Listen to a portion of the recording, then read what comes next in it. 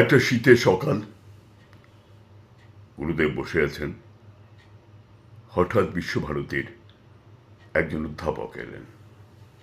আরে বসো বসো বসো বসো।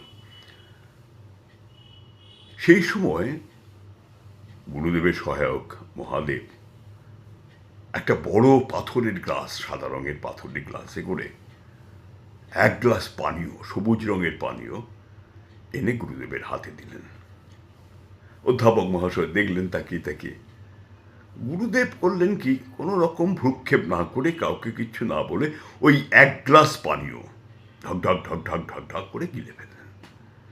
এতে অধ্যাপক মহাশয় খুব খারাপ লাগলো যে আমরা দুজন বসে আছি, আমাকে কোনোভাবে অফার করা হলো না, অথচ গুরুদেবকে দেওয়া হলো।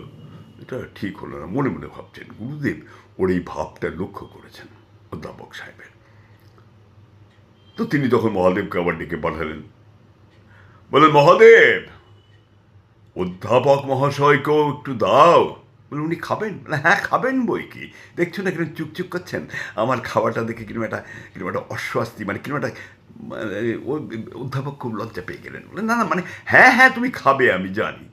তা শোনো হে মহাদেব। বলে, আগে বলো বেশি বড় গ্লাসে দিও না, ছোট গ্লাসে দাও। এ আমার মনে মনে ক্ষুণ্ণ হলো, নিজের বেলায় এক গ্লাস আর আমার বেলায় ছোট গ্লাস। ঠিক আছে ঠিক আছে, তাই হবে। তা কিছুক্ষণ পরে মহাদেব এক গ্লাস নয়, হাফ গ্লাস মতন অর্ধেক একটা গ্লাসে করে পানীয় এনে ওনার হাতে দিলেন। উনি দেখলেন টলটল করছে সবুজ রং।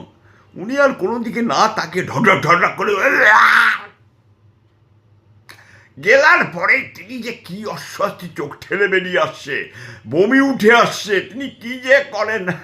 আসলে ওটা ছিল নিম পাতার রস, বুঝলেন। নিম পাতার রস প্রতিদিন গুরুদেব খেতেন, আর তাই দেখে অধ্যাপক মহাশয় লোভ সামলাতে পারেননি। এখন কে না পারছেন ফেলতে, না পারছেন গিলতে। এই ছোট ছোট মজার ঘটনা, এরকম ছোট ছোট মজার ঘটনা আপনাদের আরও শোনাবো। কি শুনবেন তো?